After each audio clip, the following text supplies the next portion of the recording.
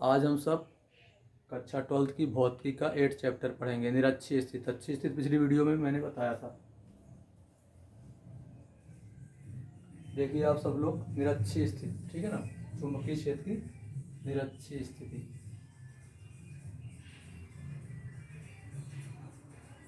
चुंबकीय क्षेत्र की निरक्षीय स्थिति।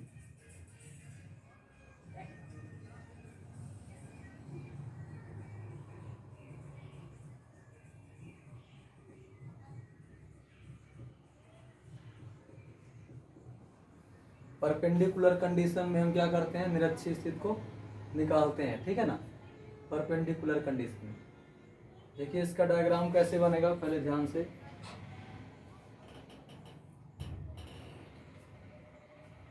इसका डायग्राम कैसे बनाएंगे, देखिए ये आपका रहेगा यहाँ पे क्या, दंड चुंबक। क्या रहेगा, दंड चुंबक यानी यस, जिसकी प्रभावी लंबाई क्या हो जाएगी, 2l हो जाएगी। क्या हो जाएगी प्रभावी लंबाई, 2l। प्रभावी लंबाई क्या हो गई इसकी, 2l हो गई। और इसका जो मिड पॉइंट होगा वो होगा जहाँ से इसकी displacement OS equal ON equal क्या हो जाएगी, स्मॉल l हो जाएगी, ठीक है ना।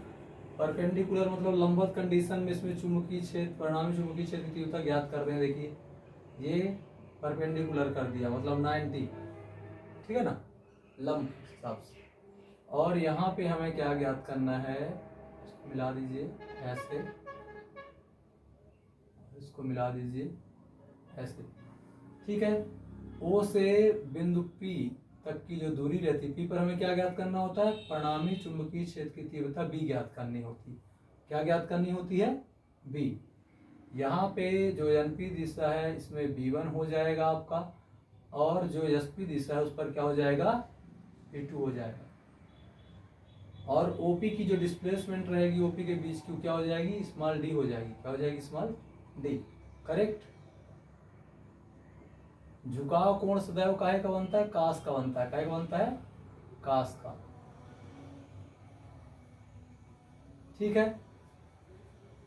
अब देखिए इसका कथन क्या रहेगा, जब कोई बिंदु, देखिए P एक क्या है, बिंदु है। जब कोई बिंदु जिस पर चुंबकीय क्षेत्र की तीव्रता ज्ञात करनी हो, जब कोई बिंदु जिस पर चुंबकीय क्षेत्र की तीव्रता ज्ञात करनी हो, दंड चुंबक के मध्य बिंदु के लंबार्धक पर उपस्थित हो, मतलब 90 डिग्री पर उपस्थित हो। परपेंडिकुलर कंडीशन पर P पॉइंट उपस्थित है और बिंदु P पर हमें क्या ज्ञात करना है, calculate the resultant magnetic field of the P point, ठीक है ना। इसे क्या बोलते हैं, परपेंडिकुलर कंडीशन बोलते हैं। तो यहाँ पे क्या हो जाएगा, जब कोई बिंदु जिस पर परिणामी चुंबकीय क्षेत्र की तीव्रता ज्ञात करनी हो, दंड चुंबक के मध्य बिंदु के लंबार्धक पर मतलब 90 डिग्री पर उपस्थित हो, तो उस बिंदु को निरक्षीय बिंदु, और उस कंडीशन को इस दंड चुंबक के सापेक्ष निरक्षीय स्थिति में कहा जाता है। अब इसमें लिखेंगे क्या, देखो लड़को, यहाँ माना दंड चुंबक यानी यस है। माना दंड चुंबक क्या है, यानी यस है। देखते जाइए डायग्राम को। माना दंड चुंबक यानी यस है, जिसकी प्रभावी लंबाई, जिसकी प्रभावी लंबाई, टोटल लेंथ, प्रभावी लंबाई 2l है। क्या है, देखिए प्रभावी लंबाई क्या है, 2l है। और मध्य बिंदु इसका क्या दिया, दंड चुंबक का O है। मध्य बिंदु क्या है, O है, जहां पर OS बराबर OM बराबर स्मॉल l है। OS बराबर OM बराबर क्या हो जाएगा, स्मॉल l है। OP इक्वल क्या दिया, स्मॉल d दिया हुआ है। क्या दिया हुआ, OP इक्वल स्मॉल d है। बिंदु P पर परिणामी चुंबकीय क्षेत्र की तीव्रता हमें B ज्ञात करनी, तो यहां लिखेंगे हम बिंदु P पर, बिंदु P पर परिणामी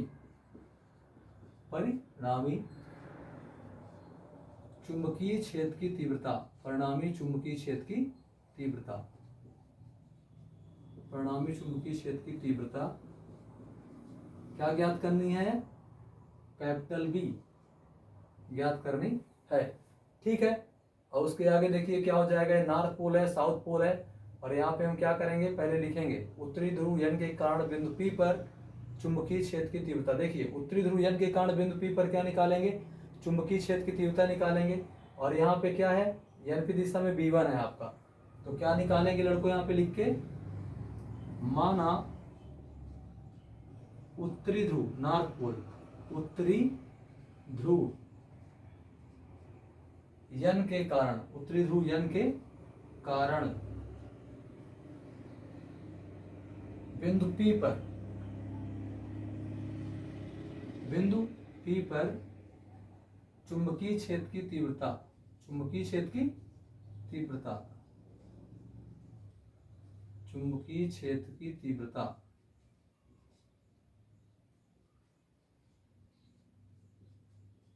B1, तो B1 इक्वल क्या हो जाएगा, μ0/4 इंटू, ठीक है ना, स्मॉल m अपान डिस्प्लेसमेंट का स्क्वायर, तो एन पी का स्क्वायर हो जाएगा, क्या हो जाएगा, एन पी का स्क्वायर, इक्वेशन नंबर फर्स्ट। और इसकी डायरेक्शन क्या है, एन पी दिशा, एन पी दिशा का क्या क्या अनुसरण कर रही है, ठीक है ना, एन पी दिशा में। इसी प्रकार क्या निकाल लेंगे, ध्यान दीजिए यहाँ पे, इसी प्रकार ध्रुव यश के कारण बिंदु P पर निकाल लेंगे, ठीक है ना, ध्रुव यश के कारण क्या निकाल लेंगे, ध्रुव यश के कारण, ध्रुव यश के कारण बिंदु P पर, ध्रुव यश के कारण बिंदु P पर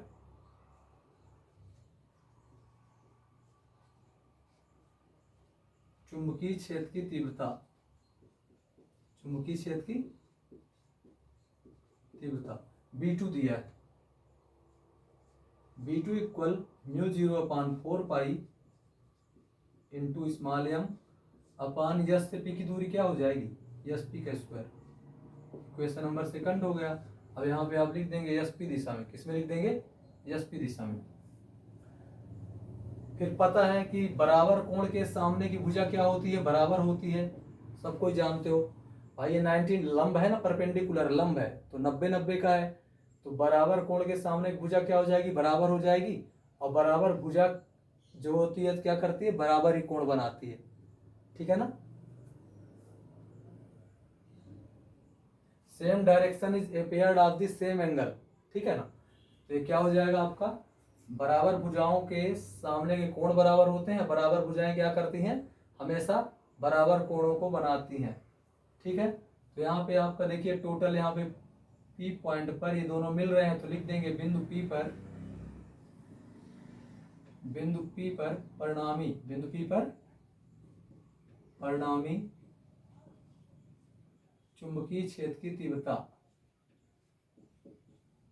बिंदु P पर परिणामी चुंबकीय क्षेत्र की तीव्रता, resultant magnetic field in P point of the magnet, ठीक है ना, बिंदु P पर परिणामी चुंबकीय क्षेत्र की तीव्रता।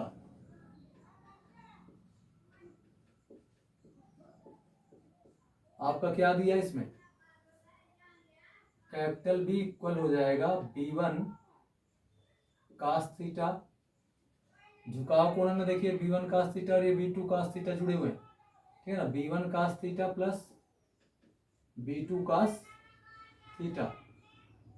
We know that B1 equal B2, पहले ही बता चुका हूं B1 इक्वल B2 क्यों होगा, क्योंकि क्या है, बराबर भुजाओं पर बने हुए हैं, इसलिए इनकी कोण भी बराबर हो जाएंगे, इनके चुंबकीय क्षेत्र की तीव्रताएं बराबर हो जाएंगे, तो इसलिए क्या हो जाएगा, B equal B1 cos theta plus B1 cos theta, क्योंकि B2 इक्वल B1 है,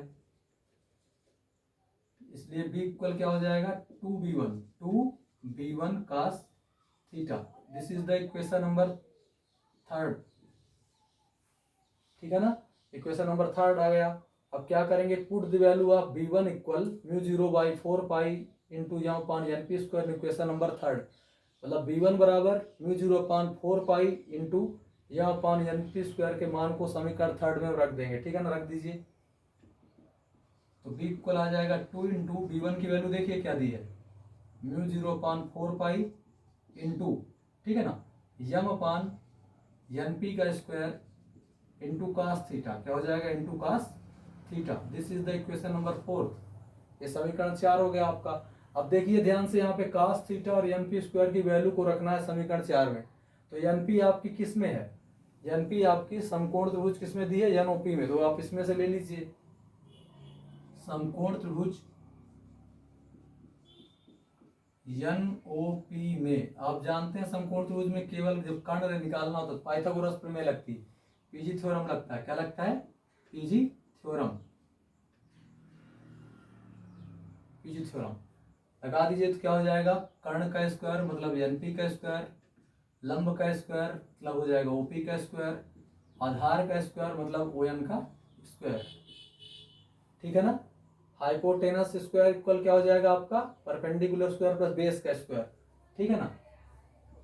तो एन पी स्क्वायर इक्वल हो जाएगा ओपी स्क्वायर की वैल्यू, ओपी क्या दिया, डी का square plus O N square मतलब यल का स्क्वायर। ठीक है ना। तो एन पी आप निकाल लीजिए तो आपका हो जाएगा root of D square plus यल का स्क्वायर। करेक्ट। अब यहाँ पे कास थीटा भी निकाल लीजिए, कास थीटा। कास थीटा आधार बटे क्या होता है, कर्ण, लाल बटे कक्का से। तो आधार का मान क्या दिया है, आधार का मान आपका क्या दिया है, ओ एन दिया हुआ है। अब कर्ण का मान क्या दिया है लड़कों, एन पी दिया है। तो ओ एन जो दिया है, ओ एन की वैल्यू क्या है, स्मॉल यल है, और एन पी की वैल्यू निकाल लीजिए, अभी आई, root of D square plus यल का स्क्वायर। ठीक है ना। Put the value of N P square equal D square plus L square and cos theta equal L by root of D square plus L square, equation number 4। समीकरण 4 में इसके मान को रख दीजिए। तो क्या है आपका समीकरण 4, देखिए capital B equal 2 into mu 0/4 pi into small m upon N P का स्क्वायर। देखिए एन पी का स्क्वायर ये है, डी स्क्वायर प्लस यल का square into cos theta. Cos theta की वैल्यू क्या आई है, small l upon root of D square plus यल का स्क्वायर। करेक्ट। इसके बाद यहाँ पे क्या करेंगे, लिख देंगे systematic B equal mu 0/4 pi into small M into 2l into 1/d square plus यल स्क्वायर इंटू 1/रूट ऑफ डी स्क्वायर प्लस यल का स्क्वायर। फिर यहाँ पे आ जाएगा चुंबकीय आघूर्ण आपका, कैपिटल एम इक्वल क्या होता है, स्मॉल एम इंटू 2l। ठीक है। चुंबकीय आघूर्ण क्या बोलते हैं इसको, चुंबकीय आघूर्ण, ये निकाल लीजिए। कैपिटल बी इक्वल हो जाएगा mu 0/4 pi into capital m into 1/d square plus यल स्क्वायर इंटू, ये हटेगा रूट तो क्या हो जाएगा, डी स्क्वायर प्लस यल स्क्वायर 1/2। करेक्ट। अब आप एक फार्मूला जानते हैं, x power m into x power n equal x power m plus n होती है। तो क्या हो जाएगा, B equal mu 0/4 pi into m into 1 क्या हो जाएगा, डी स्क्वायर प्लस यल स्क्वायर 3/2 हो जाएगा, 3/2। We know that D is most greater than L, so L is less than D. L equal 0 take out कर लेंगे तो क्या हो जाएगा, यहाँ पे देखिए B equal mu 0/4 pi into M upon D square 3/2। 2 क्या हो जाएंगे, हट जाएंगे, बचेगा B equal mu 0/4 pi into small M capital M upon D cube. Tesla लिख दीजिए या गास लिख दीजिए या वेबर प्रति मीटर स्क्वायर लिख दीजिए, तीनों सही।